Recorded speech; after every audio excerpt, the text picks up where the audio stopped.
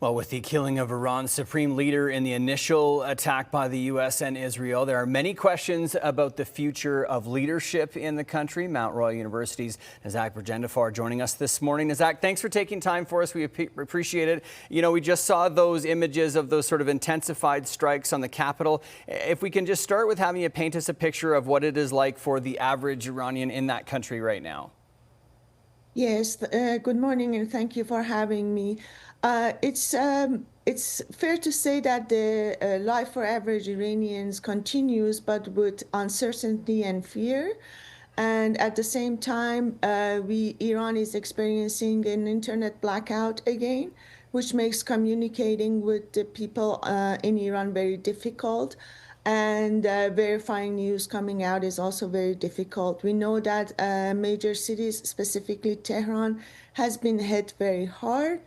And schools have been shut down in the country.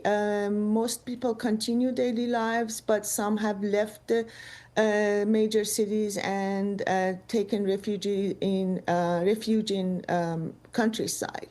So it's fair to say that war is never easy, and people are faced with economic and political uncertainty at the moment. Yeah, and let's touch on that. What do we know about what is happening or likely to happen around leadership in Iran?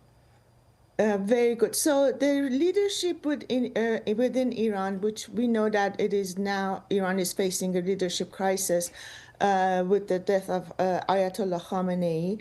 What is happening right now is that there is now a council that is leading the country until another successor to the Ayatollah is chosen.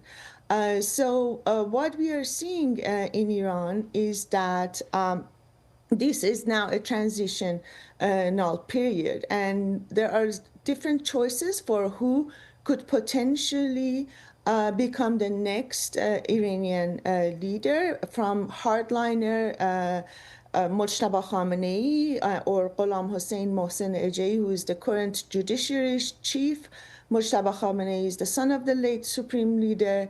Or the third option that I think is perhaps one of the most moderate ones at the moment is Hassan Khomeini, the grandson of Ayatollah Khomeini, the first leader of the Iranian Revolution. And so, Nazak, how do you see this playing out? And I guess the main question is, what is the best outcome for the people of Iran over the next, I guess, few weeks and months? Right. So, I mean, the best outcome for people of Iran would actually be if the regime changed, or if there was an opportunity for the rewriting of the constitution in a way that does not concentrate power in the hands of the supreme leader.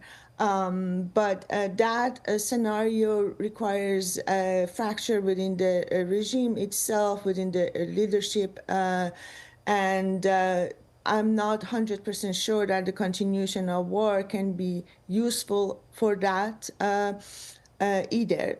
So at this point, it's very hard to predict, but the best outcome would be for Iranian people to actually really decide a better system, a better political system that does not lend itself to authoritarianism. Okay, and obviously as soon as possible would be good as well. Thank you so much for your insight. As always, Nazak, appreciate it. That is Mount Royal University's Nazak Burjendafar.